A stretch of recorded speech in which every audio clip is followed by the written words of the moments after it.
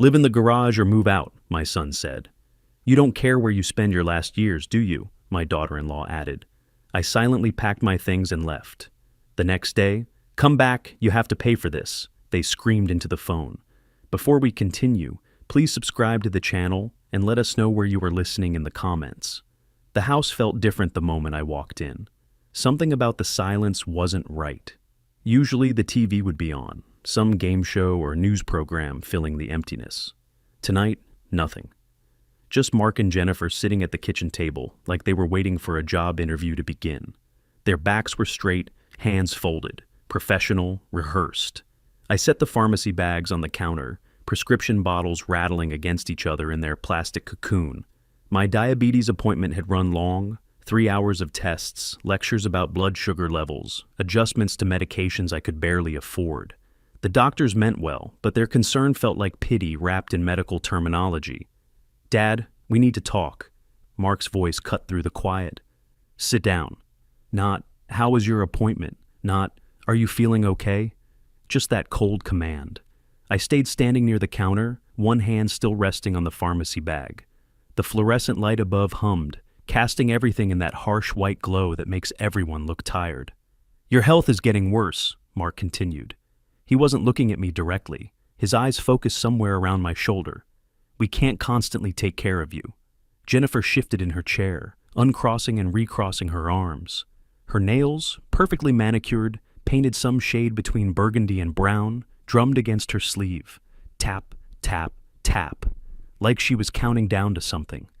We've been thinking, she said, her voice carrying that false sweetness I'd learned to recognize over the years. You could live in the garage, it's warm, has electricity, or maybe move to some senior facility.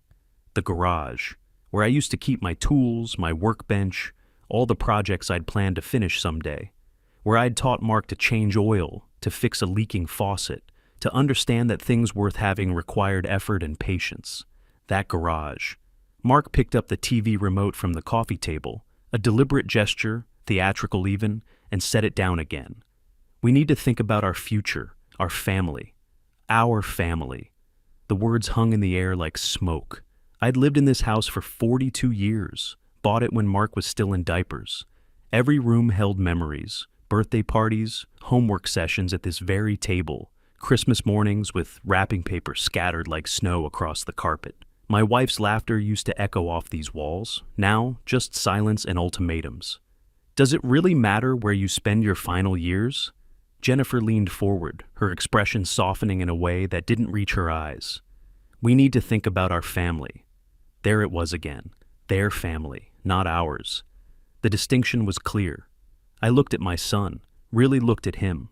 When had he stopped being the boy who'd cried when his goldfish died? When had compassion been replaced by this cold calculation? He wouldn't meet my gaze, found something fascinating about the grain in the wooden table instead. Minutes passed. Maybe 10, maybe 15. Jennifer's nail drumming continued its rhythmic countdown. Mark shifted in his seat, cleared his throat twice, opened his mouth to speak, and then closed it again. They were waiting for me to argue, to plead, to give them the confrontation that would justify this decision. I wouldn't give them that satisfaction. I understand, I said finally. Mark's head snapped up, surprise flickering across his face before he composed himself. Jennifer's drumming stopped mid-tap. The stairs felt steeper than usual as I climbed them. Each step required deliberate effort, my hand gripping the banister I'd installed 30 years ago. Solid oak, built to last. I'd told Mark that quality mattered, that shortcuts always cost more in the end. He'd nodded then, seemed to understand. Maybe he'd never really listened.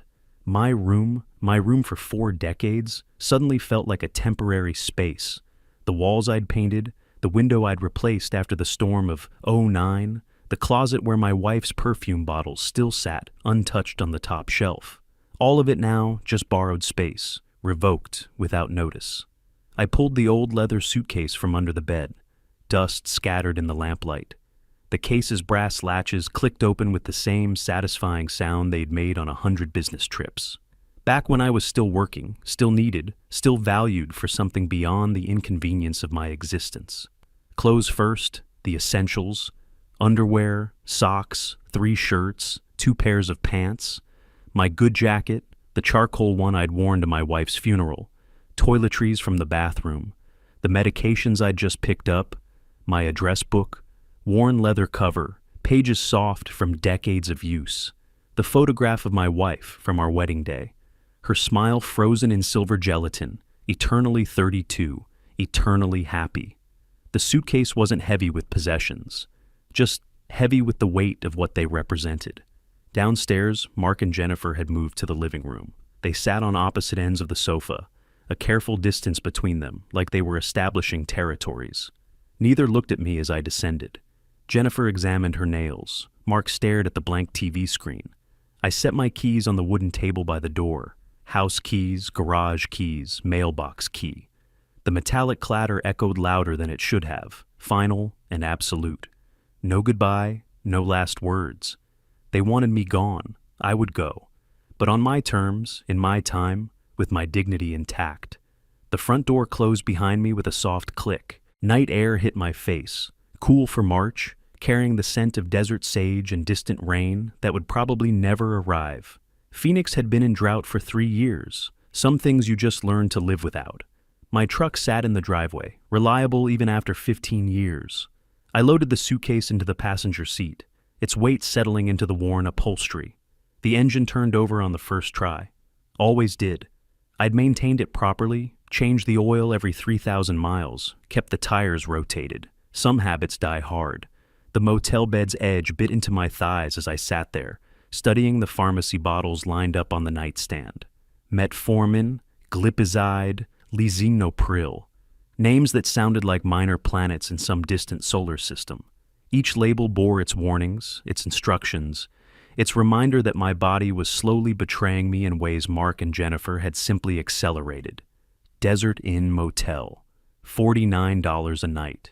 The carpet showed traffic patterns worn into its synthetic fibers. Water stains mapped the ceiling like continental drift.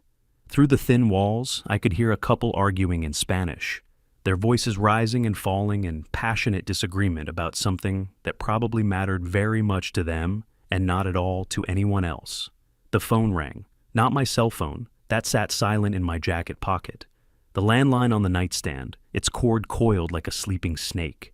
I stared at it through 3 rings before picking up. "Dad, where are you?" Mark's voice carried an edge I didn't recognize. Panic? Anger? "Come back immediately." "I thought you wanted me to leave."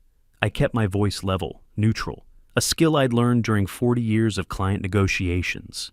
Never let them hear you break. "This is ridiculous. You're being dramatic. We can discuss—" A rustling sound.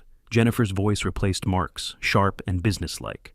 "Listen carefully. You have to pay for this. 2 years of housing, utilities, food.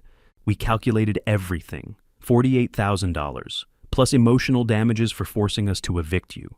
The numbers hung in the air. 48,000. She'd actually calculated it, probably in a spreadsheet, color-coded and organized. I could picture it, rows and columns, each meal itemized, each electricity bill annotated. "Did you hear me?" Jennifer's voice rose slightly. "We're filing paperwork this week. You'll be hearing from our lawyer." The line went dead.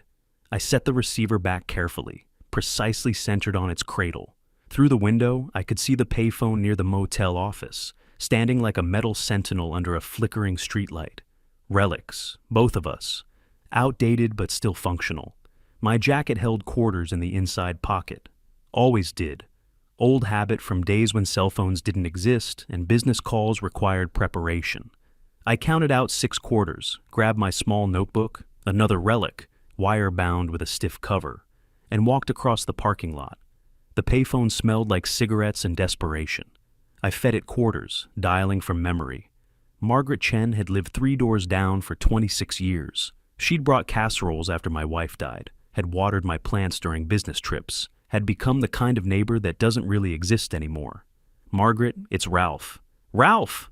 Her voice carried genuine concern. "Why are you in a motel? I saw you leave last night with a suitcase. Are you all right?" "I'm fine, just needed some space." "Hey, I wanted to ask you something. Did anyone unusual come by the house yesterday?" A pause. The kind that meant she was deciding whether to tell me something. Traffic hummed on the highway beyond the motel, constant and indifferent.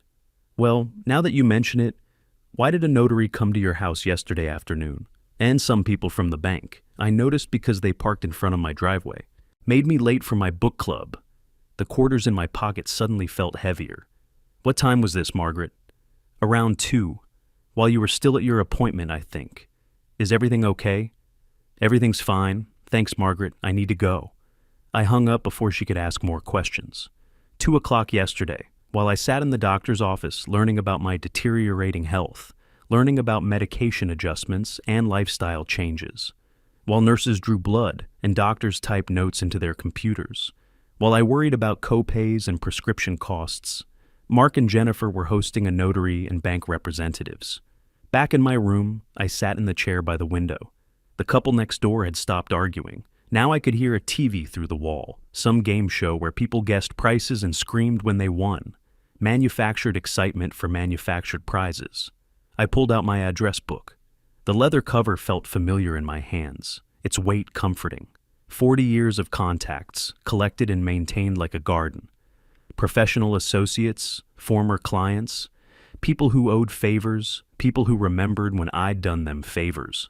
Mark and Jennifer thought they were clever. A notary meant documents. Bank representatives meant financial transactions. They'd probably refinanced the house, taken out loans against the equity I'd built over 4 decades. My name on the deed, my credit history, my assets, all accessible to my son with the right paperwork, the right attorney, the right lies about my declining mental capacity. Emotional damages, $48,000. Numbers pulled from thin air to intimidate me into compliance. They'd made a critical mistake. They'd assumed that being old meant being helpless, that diabetes in retirement equaled weakness, that I'd spent 40 years as an accountant without learning exactly how money moved, how documents worked, how systems could be navigated or manipulated depending on which side of the transaction you stood. I flipped through the address book's pages, names from Phoenix, from California, from my years working corporate mergers. Each entry held a story. Successful deals, saved businesses, grateful clients who'd told me to call if I ever needed anything. Some debts never expire. My finger traced down one page, stopped on a particular name, Robert Phillips, attorney, estate, and tax law specialist.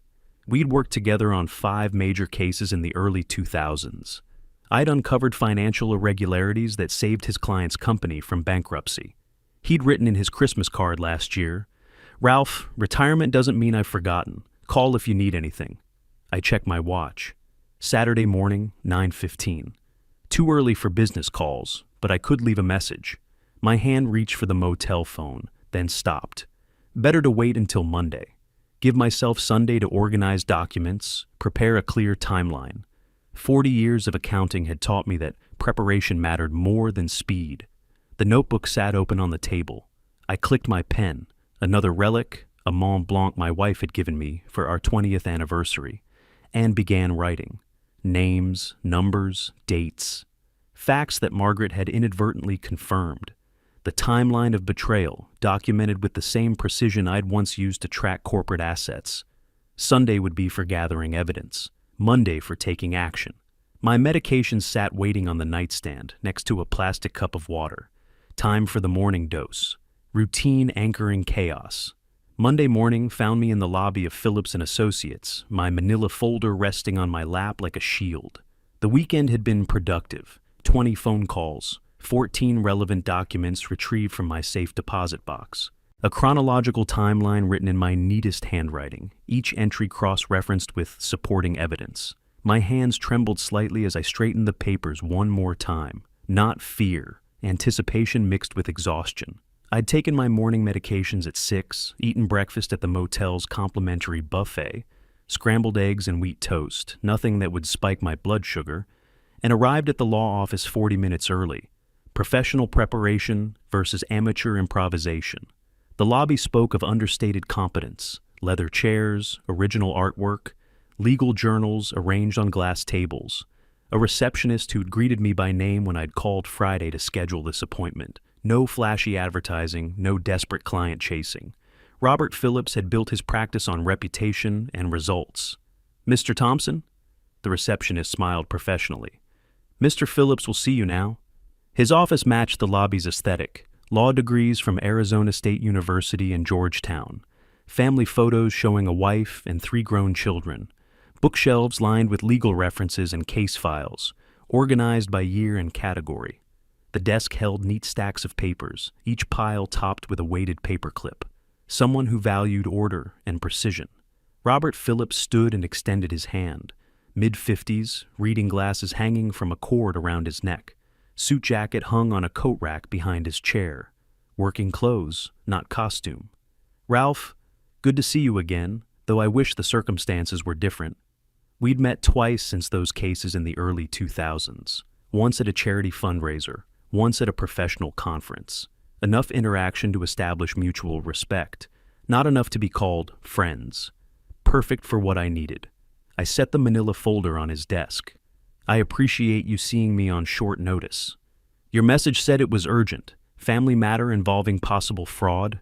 He settled into his chair, pulling a legal pad closer. "Walk me through it." 45 minutes later, he'd filled 6 pages with notes. I'd presented everything chronologically: the eviction, the phone call demanding money, Margaret's observations, the timeline I'd constructed. He'd asked pointed questions, drilling into specifics, requesting dates and documentation I'd already anticipated.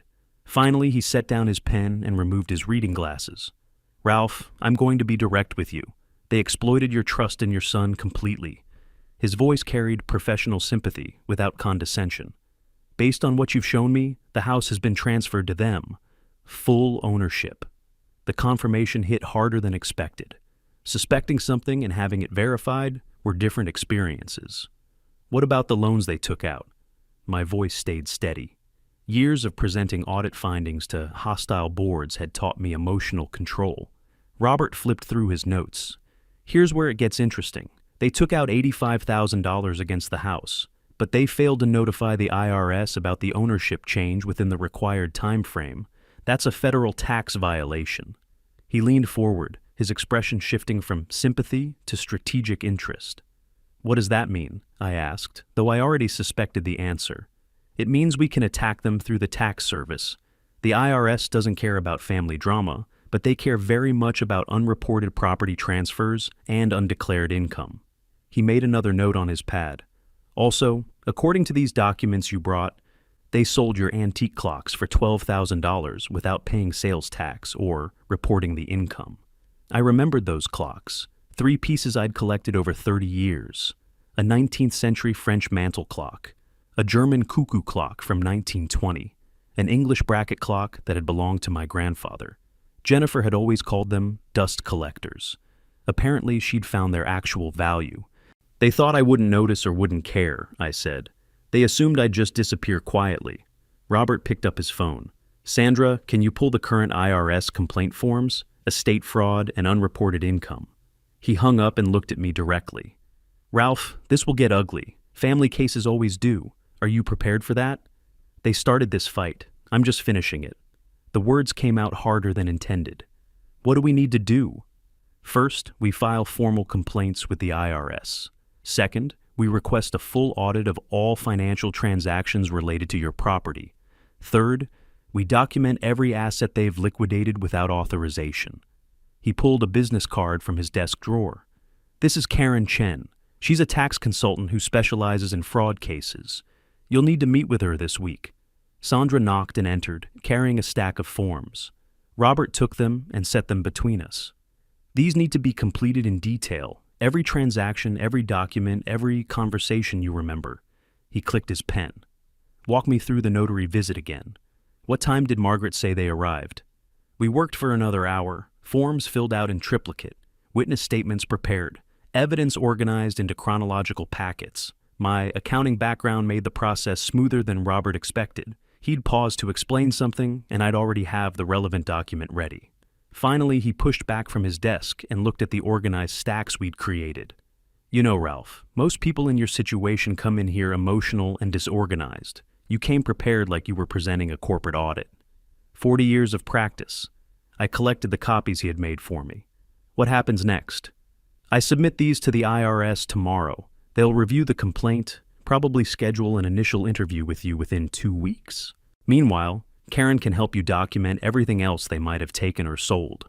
He handed me her card. Call her today, mention my name. I stood, folder now twice as thick with legal documents and copies. Thank you, Robert. One more thing. He walked around his desk. If they've committed tax fraud, they're facing penalties up to $25,000, plus interest, plus potential criminal liability if the IRS determines it was intentional. He paused. That doesn't even include what they owe you for the property they've stolen. The number should have brought satisfaction. Instead, I felt only cold determination. This wasn't about money. It was about justice, about teaching a lesson to people who'd calculated that kindness equaled weakness. I'll call Karen this afternoon, I said. Robert escorted me to the lobby. We shook hands again, and he handed me a folder containing everything we'd prepared. Ralph, for what it's worth, I'm glad you came to me. Some people just accept these situations. Let family take advantage because they think they have no choice. I spent 40 years auditing companies, I replied. I know the difference between legitimate business and theft dressed up in paperwork. Outside, Phoenix heat hit like opening an oven door, March temperatures climbing toward 90. I walked to my truck, set the folder carefully on the passenger seat, and pulled out Karen Chen's business card. The card was simple: name, credentials, phone number. Tax fraud investigation specialist. I checked my watch. 1:15. Lunch hour, but worth trying. Karen Chen's office occupied the third floor of a building in the downtown Phoenix, tucked between an insurance agency and a dental practice. I'd called from the parking lot outside Robert's office. She'd had a cancellation at 2:30. Come now if you can, she'd said. Bring everything.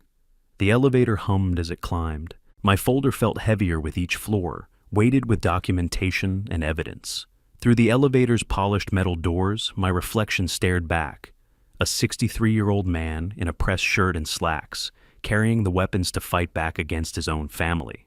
Her waiting room held two other people, a young couple reviewing documents together, whispering urgently about deductions and penalties. I signed in, took a seat, and used the time to review my timeline once more. Every detail had to be accurate. The IRS didn't forgive sloppy documentation. Mr. Thompson? Karen Chen appeared in the doorway. Late 40s, sharp business suit, reading glasses perched on her head. Her handshake was firm. Come on back. Her office was smaller than Robert's, but equally organized. Computer monitors displayed spreadsheets and tax forms. A whiteboard on one wall showed a complex flowchart with arrows connecting various entities. Professional certifications lined another wall. CPA, Enrolled Agent, Certified Fraud Examiner. Robert called ahead, she said, gesturing to a chair. Said you've got a solid case building. Show me what you have. I opened the folder and began walking through the documentation. She made notes on a legal pad, occasionally stopping me to ask for clarification or request specific documents. 20 minutes in, she pulled up something on her computer. Your property records show the transfer happened on March 3rd. That's Friday, 2 days before they evicted you. She turned the monitor so I could see. Look at the timing. They secured ownership, then immediately removed you from the premises. The screen showed official county records. My house, my home for 42 years, now listed Mark and Jennifer as sole owners. Transfer date, March 3rd. My signature at the bottom, allegedly witnessed by a notary named Patricia Hendricks. I never signed that. The words came out flat. Factual. Karen zoomed in on the signature. Probably forged, but proving that requires a handwriting analysis, which takes time. What we can prove immediately is the tax violations. She pulled up another screen. They had 30 days to report this transfer to the IRS. They're now 6 days past that deadline. She made more notes, her pen moving rapidly across the paper. The loan for $85,000? When did that happen? I pulled out bank statements I'd retrieved from my safe deposit box. According to these, the loan was approved March 4th, the day after the transfer, the day before my medical appointment. Perfect timing for them. Terrible news for you. She studied the statements. But look at this. They used your credit history to secure the loan, your 40 years of perfect payment records, your equity, then they kicked you out before you could discover what they'd done. She pulled up a tax form on her computer. I'm preparing an IRS Form 3949A, Information Referral for Suspected Fraud. We're going to document every transaction, every undeclared sale, every violation. She looked at me directly. Ralph, are you prepared for where this leads? If the IRS investigates and finds intentional fraud, Mark and Jennifer could face criminal charges. They chose this path. I kept my voice level. I'm just making sure they reach its destination. Karen worked for another hour, filling out forms, cross-referencing documents, building what she called an unimpeachable case. She requested additional documentation. Proof of my ownership history, receipts for the antique clocks, evidence of my financial competence. The clocks are interesting, she said. They sold them for $12,000 but never reported the income. That's tax evasion on top of everything else. If they had done this properly, they would have owed around $2,000 in capital gains tax. She printed several forms and handed them across the desk. Sign here, here, and here. These authorize me to represent you in communications with the IRS. My Mont Blanc pen, the one from my wife, signed each form with deliberate precision. Each signature felt like laying another brick in a wall that would eventually trap Mark and Jennifer in their own schemes. What happens now? I asked. I submit these tomorrow morning. The IRS will open a case file, probably assign an investigator within 10 days. They'll want to interview you, review your documents, potentially audit Mark and Jennifer's entire financial history. She stapled the forms together. Meanwhile, Robert mentioned you're staying at a motel. Desert Inn. It's temporary. Make sure you keep all receipts. Housing expenses forced by their illegal eviction can be claimed as damages in any civil suit. She made another note. Also, document every medical expense related to stress, your diabetes management, anything that's been affected by this situation. We wrapped up at 4:30. My folder now contained copies of everything she'd prepared, plus a detailed list of additional documentation to gather. As I stood to leave, Karen walked around her desk. Ralph, I've handled a lot of family fraud cases. Most victims are embarrassed, reluctant to fight back. You're different. I spent 40 years teaching people, including my son, that actions have consequences, I replied. Time he learned that lesson properly. The elevator ride down felt different than the ride up, lighter somehow. I'd entered this building with evidence. I was leaving with weapons. Outside, late afternoon sun painted the buildings gold. Traffic flowed past, everyone rushing to somewhere important. I walked to my truck, set the folder on the passenger seat next to the one from Robert's office, and sat behind the wheel. My phone showed 3 missed calls from Mark's number. No voicemail, just the desperate attempts to reach me, to control me, to maintain their narrative. I deleted the call log without listening. Karen's business card sat on my dashboard next to Robert's. 2 professionals now working to unravel everything Mark and Jennifer had constructed. The IRS would investigate, auditors would examine every transaction, tax fraud specialists would calculate penalties and interest. Wednesday. 2 days of preparation, organization, and strategic planning. The machinery of justice was slow, but inevitable. I checked my watch. 4:45. Time to return to the motel, take my evening medications, rest. Tomorrow I'd gather more documentation, call Margaret again about specific dates, document everything Karen had requested. Mark and Jennifer had spent 2 years planning their theft. They'd calculated, schemed, manipulated. They'd assumed their victim would be too old, too sick, too defeated to fight back. They'd made a critical miscalculation. I started the truck and pulled into Phoenix traffic, heading back toward the Desert Inn. The folder sat beside me, full of forms and evidence and the systematic destruction of my son's financial future. Some lessons cost more than others. Friday afternoon arrived with the kind of heat that makes Phoenix feel like an oven set to preheat. I sat in the motel room, reviewing documentation for what felt like the 100th time, when my phone rang. Robert Phillips's number lit up the screen. Ralph, good news. The IRS moved faster than expected. His voice carried professional satisfaction. They delivered the official notification this morning, certified mail. I set down the papers I'd been studying. All ready? Your case was flagged as priority due to the elderly victim classification and the obvious fraud indicators. He paused, and I could hear papers rustling on his end. They're required to sign for it. Someone at your old address received it at 11:43 this morning. 11:43. While I'd been taking my medications and eating lunch at a diner 2 miles from the motel, an IRS envelope was being handed to Mark or Jennifer. Official government letterhead. Case number. Preliminary investigation notice. What happens now? I asked. Now they panic. They'll try to find lawyers, but most attorneys won't touch a case this clearly fraudulent without substantial retainer fees. Robert's tone suggested he'd seen this pattern before. They'll make mistakes. Desperate people always do. After we hung up, I sat watching dust particles drift through the afternoon sunlight, streaming through the motel window. Somewhere across Phoenix, in the house I'd owned for 42 years, Mark was probably reading that letter. Jennifer was probably calculating their options and finding the numbers increasingly unfavorable. Margaret called 20 minutes later. "Ralph, I hope I'm not bothering you, but something strange is happening at your house." Her voice carried concern mixed with curiosity.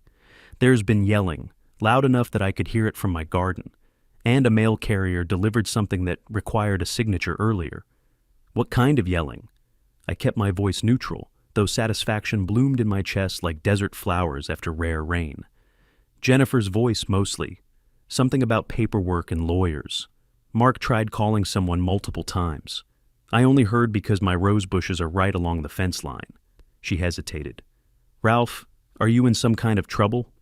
"No, Margaret, I'm not in trouble. They are." I thanked her and promised to explain everything once it was finished. The next call came from an unknown number. I almost didn't answer, but something made me pick up. "Dad?" Mark's voice sounded strained, unfamiliar. "We need to talk." "Where are you?" "You told me to leave. I left." The motel room suddenly felt smaller, the walls pressing in. "What do you want, Mark?" "This IRS thing, it's just a misunderstanding. Some paperwork got filed incorrectly. We can fix it if you come home and—" "Home?" The word tasted bitter. "You evicted me from my home. You took out loans against my property. You sold my possessions." Each sentence came out measured, precise. "There's nothing to fix, Mark. There's only consequences." "Listen to me." His voice rose, then dropped to something closer to pleading. "Jennifer says we need to settle this. We can work out an arrangement. Forget about the $48,000. Just come back and tell the IRS this was all a mistake." Behind his voice, I could hear Jennifer saying something sharp and angry. A door slammed, the sound of their unity cracking apart. "Tell the IRS it was a mistake?" I stood, pacing the small motel room. "You mean lie to federal investigators about fraud, forgery, and tax evasion? That's your solution? You don't understand the situation you're creating." Mark's desperation leaked through the phone like water through a broken dam. "We have obligations. The loan payments alone are—" He stopped abruptly, realizing he'd said too much. "Loan payments," I repeated slowly. "Plural. How many loans did you take out against my house, Mark?" Silence. Then the line went dead. I set the phone down carefully on the nightstand, next to my medications and the folder containing all my documentation. My hands were steady. 40 years of presenting audit findings to hostile executives had taught me not to show satisfaction too early. But inside, something cold and determined settled deeper. Karen Chen called 30 minutes later. "Ralph, I've been monitoring the situation. Your son tried to contact 3 different tax attorneys this afternoon. All 3 declined representation after preliminary case review." She sounded almost amused. "One of them called me directly. We worked together on a case 5 years ago. He wanted to know if you were actually pursuing this." "What did you tell him?" "That you're pursuing it with the full force of documentation and legal authority." She paused. "Ralph, they're going to get desperate. Desperate people make bad decisions. Don't engage with them directly. Let everything go through Robert and me." "Understood. One more thing. The IRS investigator assigned to your case is Maria Rodriguez. She's thorough, experienced, and she doesn't tolerate fraud, especially fraud targeting elderly victims." Karen's voice carried professional respect. "I've worked with her before. Your case is in excellent hands." After that call, I took my evening medications and sat by the window watching the sun set over Phoenix. Somewhere in this city, Mark and Jennifer were discovering that their carefully constructed theft had been built on sand. Every document they'd forged, every lie they'd told, every asset they'd stolen, all of it now under federal scrutiny. My phone buzzed with a text message, unknown number. "We know you're doing this. You're destroying your own family. Mom would be ashamed." I stared at those words for a long time. My wife's memory invoked like a weapon. She'd loved Mark, had defended him even when he'd made poor choices, had always believed he'd eventually mature into the man she hoped he'd become.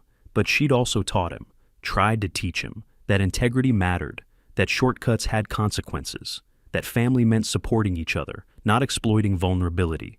I deleted the message without responding. The motel room felt different now, not temporary but strategic, a command post from which I was orchestrating something my son had never anticipated. Accountability delivered with the same precision I'd once used to audit corporate malfeasance. Robert had said they'd make mistakes. I was counting on it. Every panicked phone call, every desperate attempt to find representation, every angry text message, all of it was evidence of consciousness of guilt. Legal terminology for people who knew they had done wrong. Night settled over Phoenix, bringing cooler temperatures and the distant sound of highway traffic. I opened my notebook and made today's entries. Certified mail delivery, 11:43 a.m. Margaret's call about yelling, 3:20 p.m. Mark's desperate phone call, 3:47 p.m. Karen's update about declined attorneys, 4:15 p.m. Documentation, evidence, the systematic construction of an unassailable case. Tomorrow was Saturday. I'd give them the weekend to panic, to scramble, to realize the depth of their situation. Monday, I'd meet with Robert and Karen again to plan the next phase. Patience had always been my greatest professional asset. 40 years of complex audits had taught me that rushing investigations led to mistakes. Better to be thorough, better to be certain, better to be inevitable. My phone lit up with another call from Mark's number. I didn't answer, let it go to voicemail, let him hear silence where he expected pleading or anger. Let him understand that this wasn't an emotional reaction, but a calculated response. The voicemail notification appeared. I didn't listen to it. Whatever he had to say, it didn't matter. The machinery of justice was in motion now, and no amount of begging or threatening would stop it. Outside my window, Phoenix continued its Friday evening rhythms. People heading home from work, families making weekend plans, normal life proceeding normally. Inside this motel room, I was dismantling my son's theft piece by systematic piece. Some lessons require federal investigations to teach properly. Monday morning found me back in Robert Phillips's office. But this time, I wasn't alone. Karen Chen sat across from him, her laptop open and displaying spreadsheets that tracked every financial irregularity Mark and Jennifer had committed. Stephen Clark, another tax specialist Robert had brought in for consultation, occupied the chair beside me. The weekend was productive, Robert began, pulling up documents on his computer screen. They contacted 7 different attorneys between Friday afternoon and Sunday evening. All 7 declined representation. Stephen leaned forward, adjusting his reading glasses. I spoke with 2 of them personally. Once they saw the preliminary evidence, the forged signatures, the unreported income, the timing of the transfers, they wouldn't touch it. No attorney wants to defend obvious fraud. Karen turned her laptop so I could see the screen. More interesting is what they did Saturday afternoon. Jennifer tried to open a line of credit using the house as collateral. The bank flagged it because there's already an IRS inquiry attached to the property records. I studied the timeline she'd created. Every action Mark and Jennifer had taken over the weekend was documented there, each one revealing increasing desperation. How do we know all this? I asked, though I suspected the answer. Professional networks, Robert replied. When someone tries to get legal representation for tax fraud in Phoenix, word travels, especially when the case involves forged property transfers and elderly victims. He pulled up another document. Also, Maria Rodriguez at the IRS contacted me directly this morning. She's expediting the investigation. Stephen pulled out a folder, thick with papers. I've been reviewing the complete financial picture. The $85,000 loan, that's just the start. They have credit card debt totaling $43,000, a car loan for $32,000, and they're 3 months behind on the utilities for your house. The numbers painted a clear picture. Mark and Jennifer hadn't stolen my house because they were greedy. They'd stolen it because they were drowning in debt and saw my property as a life raft. They're worse than broke, Karen added, making notes on her legal pad. They're in a debt spiral. That's why they demanded the $48,000 from you. They needed it to stay afloat. Robert pulled up another document, this one showing official IRS letterhead. Maria Rodriguez is scheduling formal interviews for next week. You'll need to provide testimony about the property transfer, the signatures, everything. But she's already indicated that, based on the preliminary evidence, she's recommending the case proceed to criminal investigation. Criminal investigation. The words hung in the air like smoke after a fire.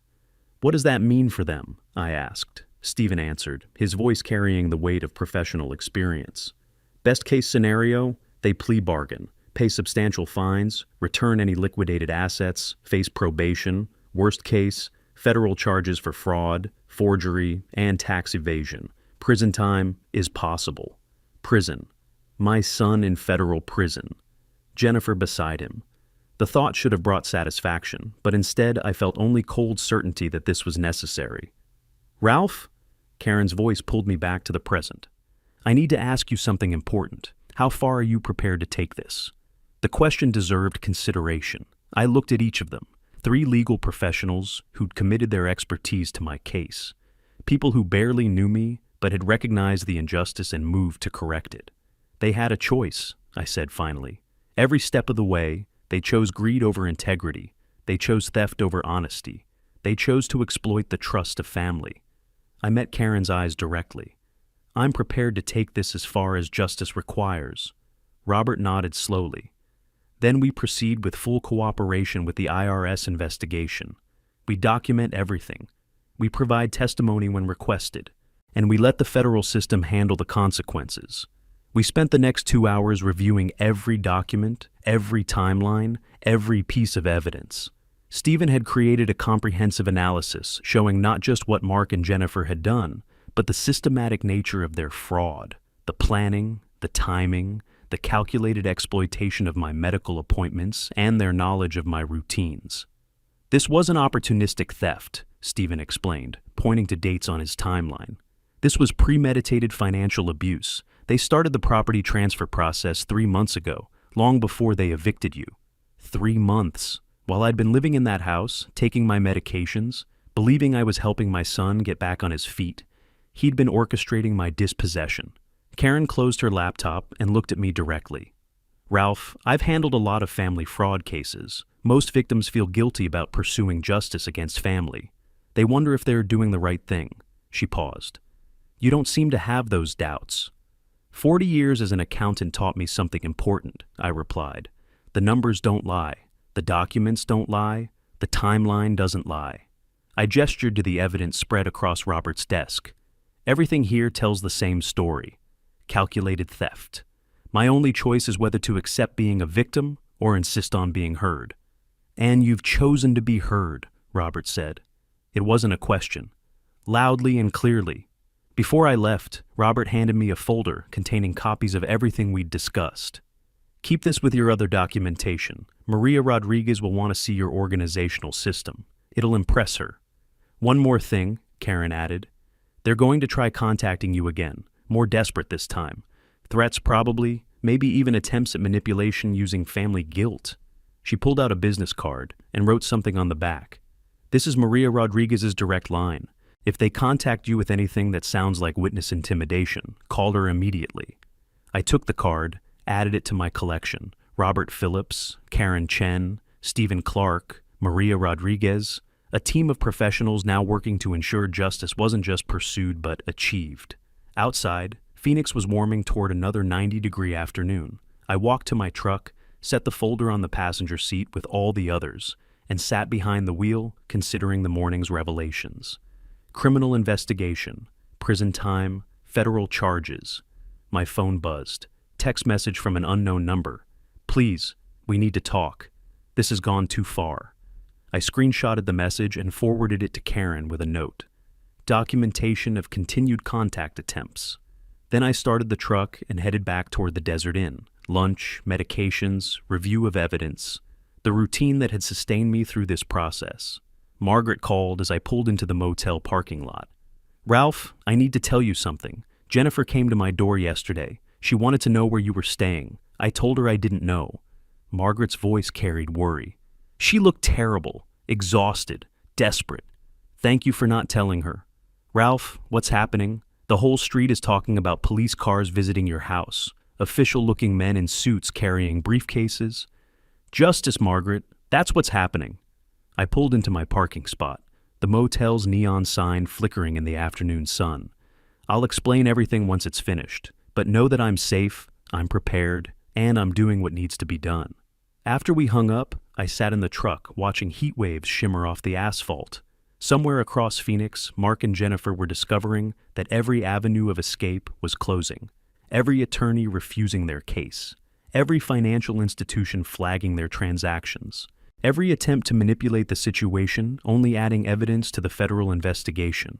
They'd built a trap for themselves, baited it with greed, and walked in willingly. I'd simply ensured the door locked behind them. My phone showed 4 more missed calls from Mark's number. I deleted the notifications without checking the voicemails. Whatever he wanted to say, it didn't change the evidence. It didn't alter the documentation. It didn't stop the investigation. Tomorrow I'd return to Robert's office for additional preparation before my formal IRS interview. We'd review my testimony, ensure every detail was accurate, prepare for questions about signatures and dates and the systematic nature of their fraud. Professional preparation, methodical documentation, inevitable justice. The motel room welcomed me with familiar simplicity. Nothing permanent, nothing comfortable, but everything necessary. I spread my folders across the small table, organized by date and category, each one containing another piece of the comprehensive case against my son's theft. Some fathers teach their children through words and example. Some teach through consequences and accountability. 3 months had passed since that Friday night when Mark told me to leave my own house. June arrived with temperatures climbing past 100 degrees, but I barely noticed the heat as I stood in the lobby of the IRS regional office downtown, adjusting my tie in the reflection of the building's glass doors. Robert Phillips stood beside me, his briefcase containing 12 manila folders organized chronologically. Remember, answer questions directly and factually. Don't elaborate unless asked. Let the evidence speak. 40 years of presenting audit findings, I replied. I understand. Through the revolving doors, I watched Mark and Jennifer enter with a man I didn't recognize. Young, maybe 30, carrying a single briefcase that looked new. Their attorney, finally located after 7 rejections.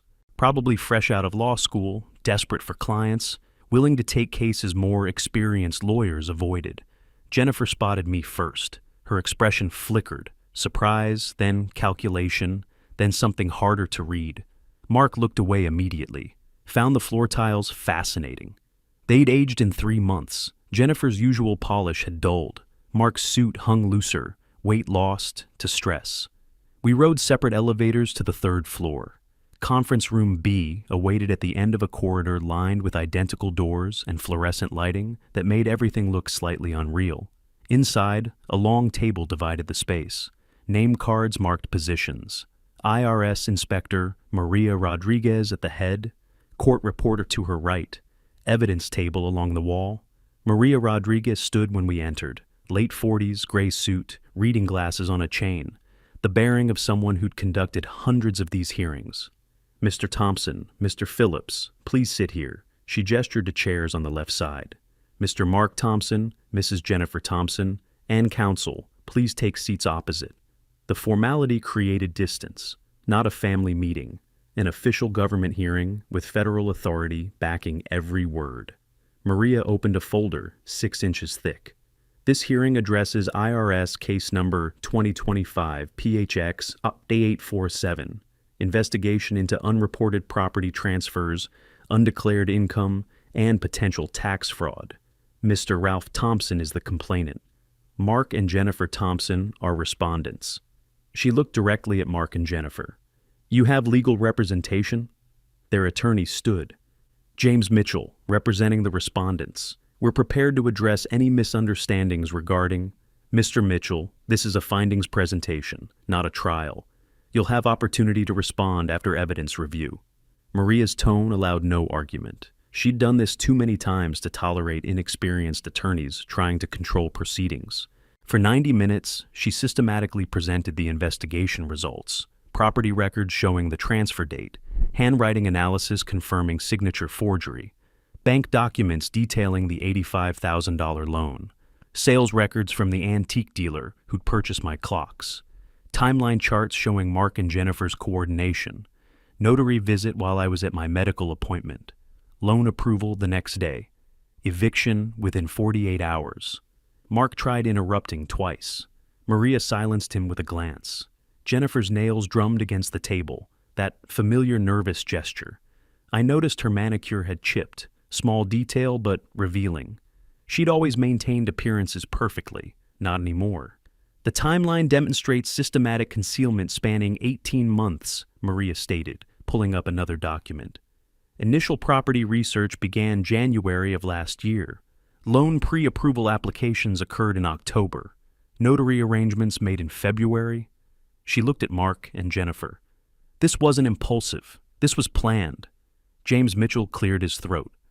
My clients were unaware of specific notification requirements regarding property transfers. They believed, Mr. Mitchell. Maria removed her glasses. Your clients are college-educated adults who sign documents acknowledging IRS notification requirements. Ignorance isn't a defense when signatures appear on federal forms. She returned to her folder. Additionally, they sold personal property worth $12,000 without reporting the income or paying applicable sales tax. That's a separate violation. Jennifer leaned toward Mark, whispering urgently. He shook his head, whispered back.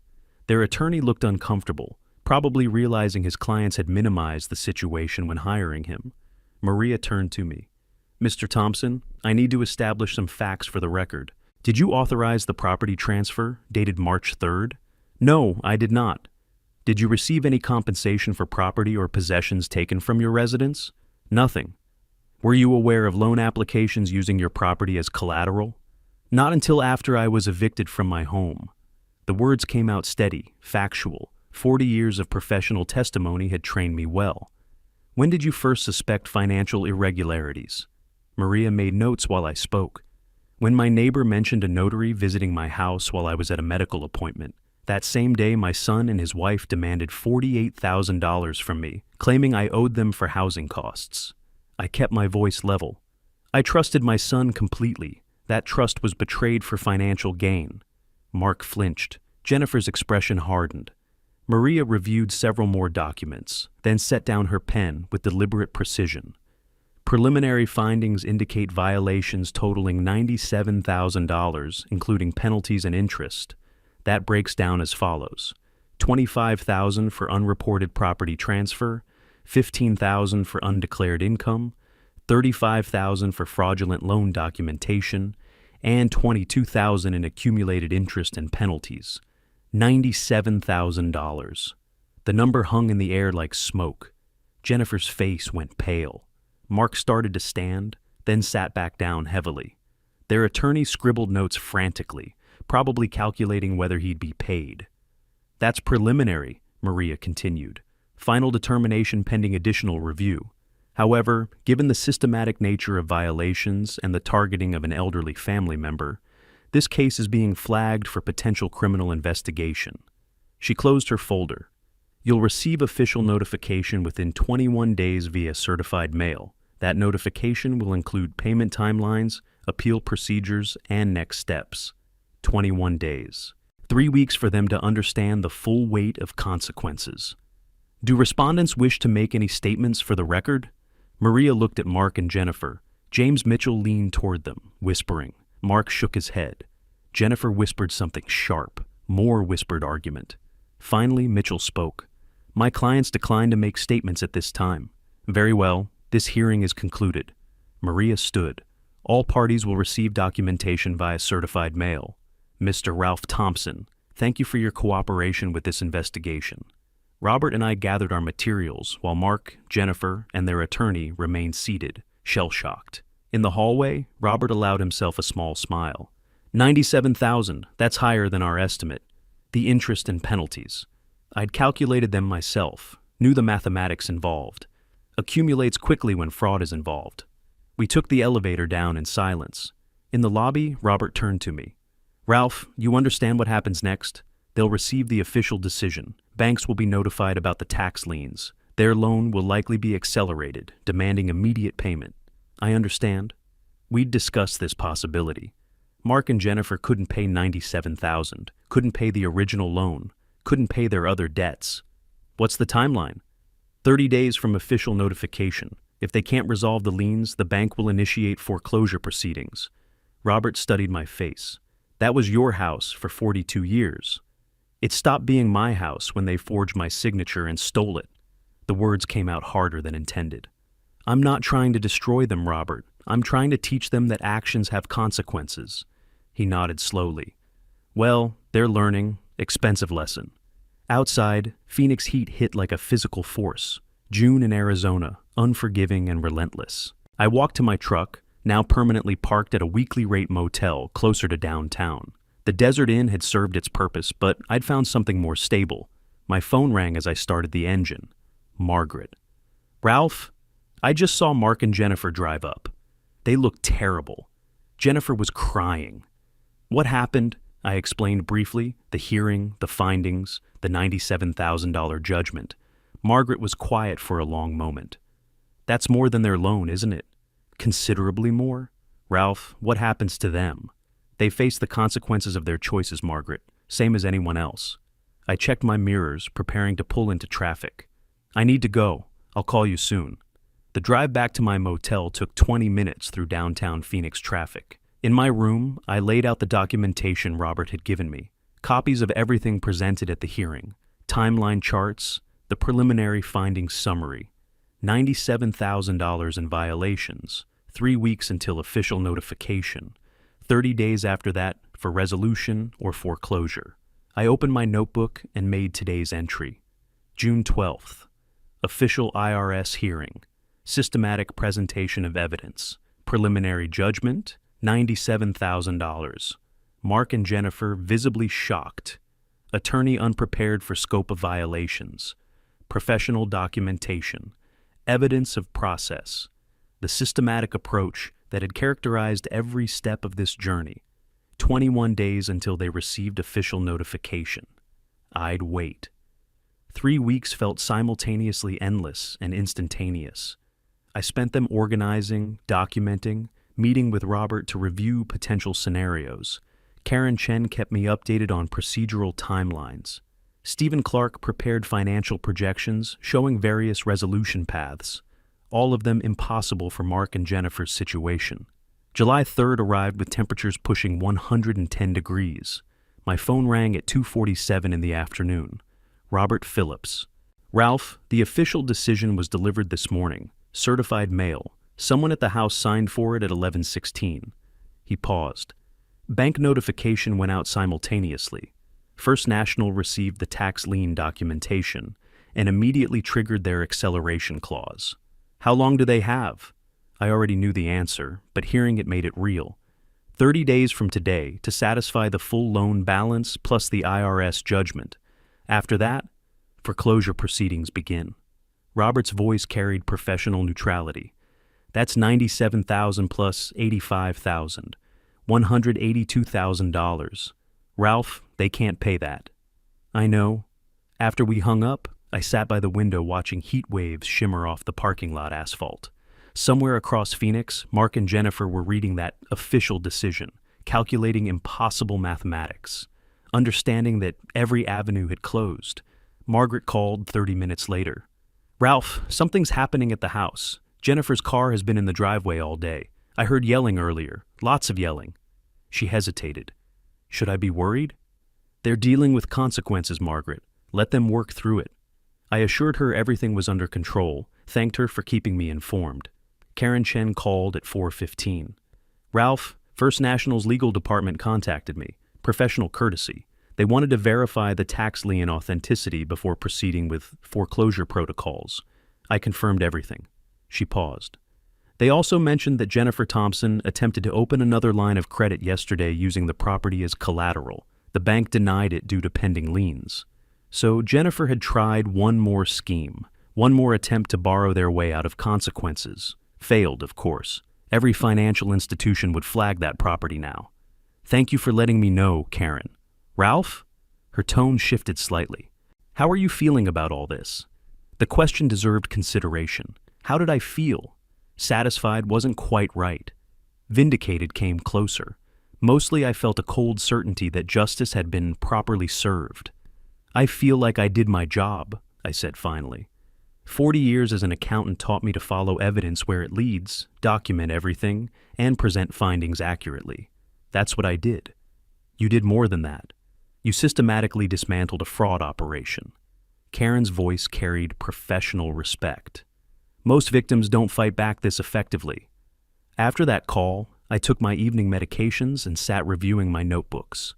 3 months of documentation filled 6 volumes now. Every phone call, every meeting, every development recorded in my neat handwriting. Evidence of process, proof of systematic approach. My phone buzzed with a text from an unknown number. I almost deleted it without reading, but something made me look. Dad, please, we need to talk. This is insane. $182K, we don't have it. The house will be taken, please. No punctuation, desperation bleeding through abbreviated words. I screenshotted it and forwarded to Robert with a note. Additional contact attempt. No response given. Then I blocked the number. Evening settled over Phoenix, bringing marginally cooler temperatures. My motel room had become familiar territory. Small but organized, everything in its place. Folders arranged by category and date. Not home, but functional. Robert called again at 7:30. Ralph, I just received a call from James Mitchell, Mark and Jennifer's attorney. He wanted to know if you'd consider negotiation. Negotiation regarding what? Though I knew the answer. Settlement. They're prepared to offer a payment plan for the IRS judgment if you'll help them with the bank regarding the foreclosure timeline. Robert's tone suggested he found this amusing. Mitchell seemed to think you had influence over bank procedures. I have no influence over bank procedures. The bank is following standard protocols for tax lien situations. I stood, pacing the small room. What did you tell him? That you're not interested in negotiations, that they created this situation through systematic fraud and must resolve it themselves. Robert paused. He also mentioned they've contacted several bankruptcy attorneys. Bankruptcy. The last desperate move. Though it wouldn't help them much, tax debts weren't dischargeable, and the fraud findings would complicate any bankruptcy petition. Let me know if he contacts you again, I said. Will do. Ralph, get some rest. This is almost finished. Almost finished. 3 months of systematic justice delivery approaching its conclusion. I'd orchestrated everything Mark and Jennifer had dismissed as impossible.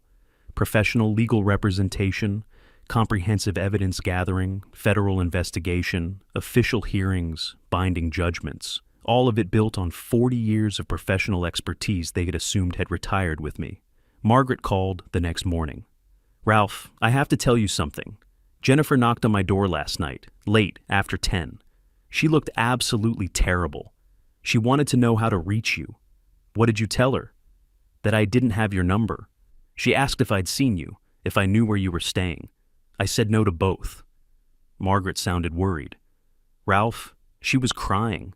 Actually crying. I've never seen her like that. What did she say? That they're losing everything.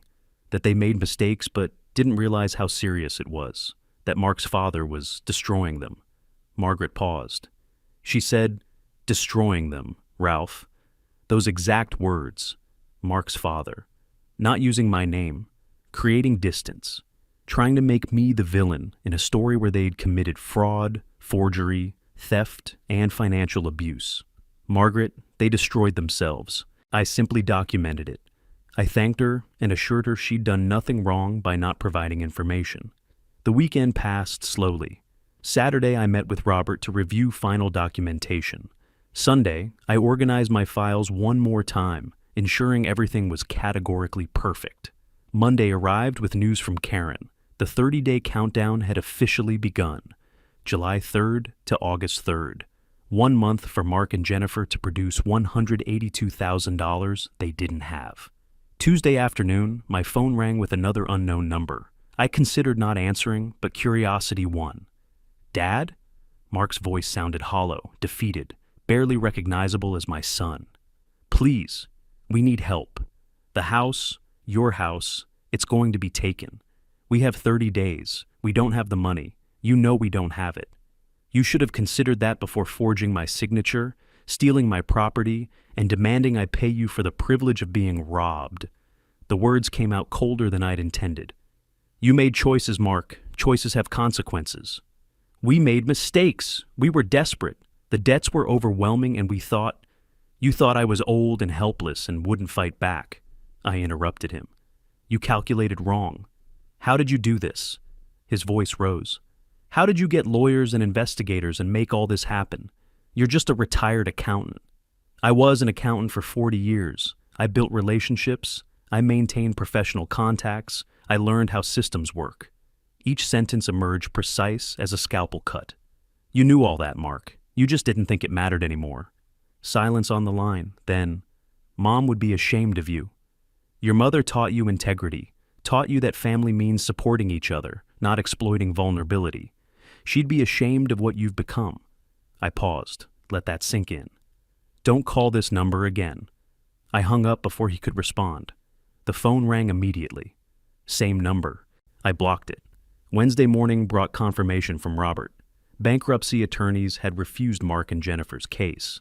The fraud findings made them toxic clients. No attorney wanted to defend systematic elder abuse in bankruptcy court. They're running out of options, Robert said. 26 days until foreclosure proceedings begin. Ralph, they're going to lose that house. I know. The words should have brought satisfaction. Instead, I felt only quiet certainty. Robert, when the foreclosure happens, who gets first claim? Bank gets the property. They'll auction it to recover the loan balance. IRS gets proceeds after the bank is satisfied. Whatever's left goes to other creditors. He paused.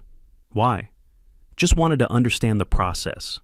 After the call, I sat with my notebooks open, reviewing 3 months of systematic justice, from that Friday night in March to this Wednesday in July, from victim to strategist to victor. My phone buzzed with one final text from yet another unknown number. We underestimated you, completely underestimated you. No name, but I knew who sent it. Jennifer. Always the pragmatic one. Always recognizing reality first. I didn't respond, didn't need to. The message confirmed what I'd known all along. They'd dismissed me as irrelevant, assumed age equaled weakness, calculated that a 63-year-old retired accountant posed no threat. They'd learned otherwise, expensively. August 15th. Robert Phillips's conference room felt like a funeral parlor, despite the late afternoon sun streaming through the windows. I studied the settlement documents spread across the table, my handwriting from months ago transformed into formal legal terminology. Same facts, different language. Mark and Jennifer entered with James Mitchell, their young attorney. 5 months had changed them. Mark's suit hung loose, gray appearing at his temples. Jennifer's previously perfect nails were bitten short. Small details revealing larger collapse. Let's begin. Robert organized papers efficiently. The settlement terms are clear. Ralph, the property transfers back to you with clean title. All liens removed. They vacate within 7 days. 7 days. 1 week to erase 5 months of occupation. Second component, $15,000 compensation for emotional distress and legal costs. Payment from liquidation of their vehicle. Robert pulled up another document. In exchange, the IRS reduces penalties to a structured payment plan, and Ralph agrees not to pursue criminal prosecution. That decision had been difficult. Prison wouldn't restore my property or teach them anything beyond hatred. This settlement, complete financial devastation, public humiliation, permanent separation, taught the lesson more effectively. Mr. Thompson, you understand these terms? James Mitchell addressed Mark. Once signed, you relinquish all property claims. The IRS payment plan takes 12 years. Your credit is destroyed for at least a decade. Mark nodded silently.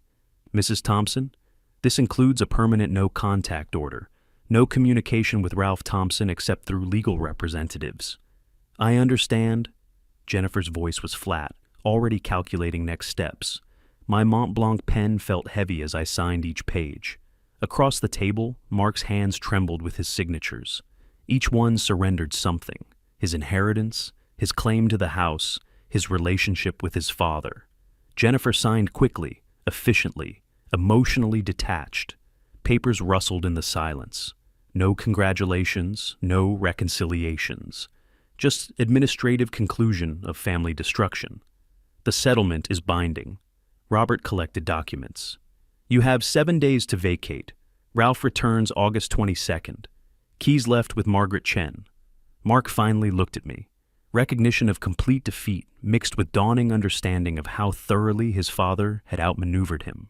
Dad, I never meant for it to go this far. But it did go this far, Mark. That's what matters. I kept my voice level. You had choices. You chose greed over integrity, theft over asking for help. We were desperate. The debts were your responsibility to handle honestly. I closed my briefcase with deliberate precision. If you'd asked for help, I would have helped. Instead, you stole. You forged. You calculated I was too old to fight back. You calculated wrong. Jennifer remained silent, her cold pragmatism recognizing that arguing wouldn't change anything. Mark started to respond, then simply picked up his copies and left. Jennifer followed without a glance. Robert and I stood alone in the conference room. You won, Ralph. Complete legal victory. I know. The words came out quieter than intended. But winning feels different than I expected. What they did was calculated elder abuse, 18 months of planning. You had every right to respond with full legal force. I know that too, but knowing something intellectually and feeling it emotionally are different things. Outside, Phoenix heat assaulted me. 108 degrees. I sat in my truck, briefcase beside me containing settlement documents, property deed with my name restored, compensation agreement, no contact order ensuring permanent separation. Everything I'd fought for, achieved through 40 years of professional expertise deployed for personal survival. Victory felt hollow. Justice felt like signatures formalizing family destruction. 7 days until I understood what I'd really won. August 22nd arrived with sunset approaching. I drove through my neighborhood slowly, noting the U-Haul truck in my driveway. Mark and Jennifer loading final boxes in silence. I parked at Margaret's. She handed me the keys Jennifer had dropped off without a word. 2 keys on my old keyring, the same ones I'd set down that Friday night in March. Thank you, Margaret, for everything. I crossed the street as evening light painted everything golden. Jennifer saw me first, straightened without expression. Mark turned, froze with a lamp in his hands. We'll be gone in 30 minutes, Jennifer stated. Everything's out. We cleaned. I'm not here to rush you, just ensuring the transition is completed properly. Mark set down the lamp carefully. Dad, I'm sorry. Truly sorry. We never should have. You're right. You shouldn't have. But you did. I kept my voice level. Now you face the consequences. Did you have to destroy us completely? 12 years of IRS payments, ruined credit. We can't even rent a decent apartment. Mark, you forged my signature, stole my house, sold my possessions, demanded $48,000 from me. Each sentence precise as accounting entries. What did you think would happen? We thought you were old and helpless, Jennifer cut in coldly. We were wrong. Yes, you were. I looked at them both. I documented everything, followed legal procedures, let consequences fall naturally. That's not destruction, that's accountability. Mark's shoulders sagged. I never understood how smart you really were, how thoroughly you could plan. I thought you were just a retired accountant, just my dad. You thought I didn't matter. That was your mistake.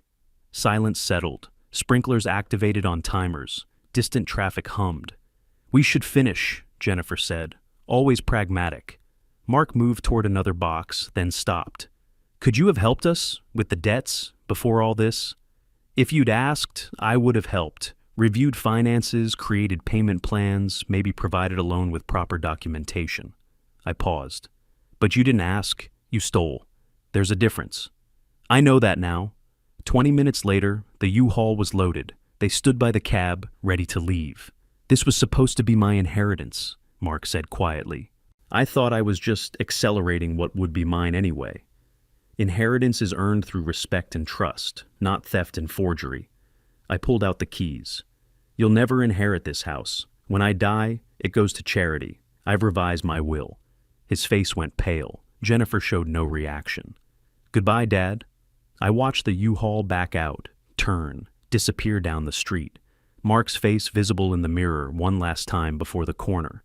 The street felt emptier. My driveway showed oil stains. The yard needed watering. My key slid into the lock with familiar precision. The door opened onto my living room after 5 months. Everything looked different, cleaned but changed, furniture rearranged, walls discolored where pictures had hung. the smell of strangers in familiar space. I climbed stairs to my bedroom, empty except for a bed frame they couldn't fit in the truck, my closet bare. Everything mine again, by law, but belonging to ghosts. I sat in the living room as sunset faded to dusk, my house, my victory, my isolation. Robert called to confirm everything was finished. The final documents would be filed tomorrow. After hanging up, I sat in the quiet house. No sounds, no voices, no life except mine. My wife's photograph still sat on the mantel. She smiled eternally, forever 32. I'd protected our home, proven that theft had consequences, taught our son a lesson he'd carry for 12 years. But I'd also severed the last family connection, destroyed the relationship she'd treasured, chosen justice over reconciliation. I did what I had to do, I told her photograph quietly. I hope you understand. The house offered no answer, just silence, just shadows, just my breathing. Outside, Margaret's porch light clicked on. Other houses illuminated, Phoenix settling into evening, families gathering, normal life proceeding. Inside my house, I sat alone with my victory. Justice served, family destroyed, home reclaimed, heart emptied. Some lessons cost more than others. Some victories feel exactly like defeat. If you like this story, please like this video, subscribe to the channel, and share your impressions of this story in the comments. To listen to the next story, click on the box on the left. Thank you for watching.